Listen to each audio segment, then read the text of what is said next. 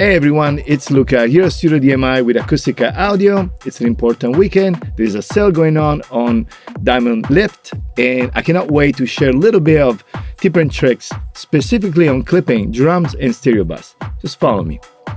All right, I have a two lift open. The lift mix on top, it's insert on my drum bass. Low percussion, high percussion and kicks. Lift master, it's insert on my stereo bass. That's it. We're gonna just get to -4 RMS with just two plugins, all right? So, what is the point? I'm using the lift mix that, by the way, sounds equally good as the master. You just add a little bit more range to create a little bit of saturation on the drum bass, open up a little bit the top, around like 7K, 10K.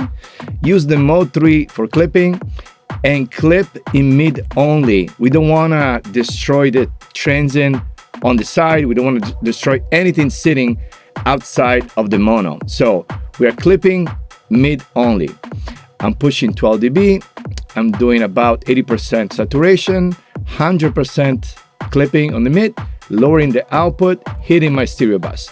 Now on the stereo bass at the bottom, we are gain staging. So we are going with the feeling. The point is how we can achieve AD converter clipping sounds with plugin, and I think Lift is probably the best for that. All right, let's play some music.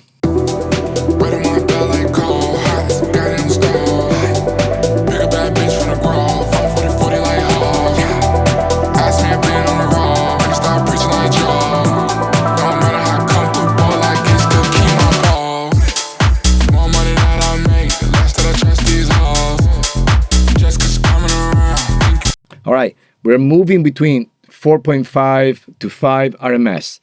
What is the trick? The saturation on the drums and the clipping on mid give a lot of perceived loudness and also perceived dynamics, but it doesn't change much the RMS level or the dynamic range. So I'm gonna turn off the lift mix on the drum bass. Look, the RMS will change maybe half dB, but the perceive is probably 2 or 3 dB, all right? Let's do like a very simple 1-bar loop. All right, I'm gonna turn it off. Please look on the RMS level, okay?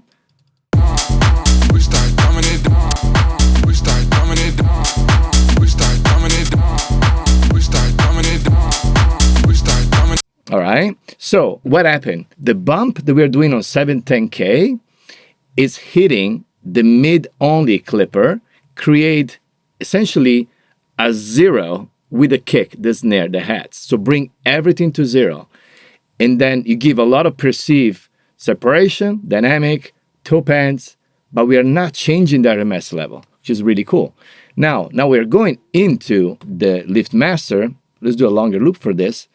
And now we go on stereo clipping mode 2, that's a little more forgiving, a little more smoother, and we just raise the level how much we want it. I mean, there's no limit. And we are not compromising transient or side information. When you clip really hard, tends to make the side information kind of flat. We're not doing that. So, and I'm opening up a little bit of 2K with a different curve versus the mix. All right, let's go A and B now. Let's A and B with or without drum clipping, with or without stereo. Now, when we're gonna turn this off, the level will drop dramatically, we know. But check it out. More money that I make, the less that I trust these hoes. Just 'cause coming around, think you can call me bro. We start dumbing it down, we start dumbing it down. Don't get humble now, don't get humble now. More money that I make, the less that I trust these hoes.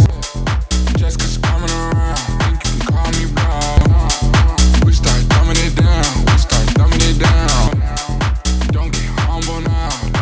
Obviously, bypassing the clipper on the master, we lose all the peaks and RMS. But the interesting fact to me is using two clipper on drums and stereo bass, we compensate it. We shave the peaks of the drums, we leave the music untouched and give a sense of openness on the side because we're clipping just the mid. And then we have the final clipper that essentially create a ceiling, but it's so musical and it's not square. It doesn't feel like hard clipping, doesn't feel soft clipping, just feel right in the middle. All right, guys, enjoy Lift. If you own it, you know how good it is. If you're new to lift, ask me questions, and then maybe I'm gonna dive in back in the next couple of weeks with some other tricks. Bye.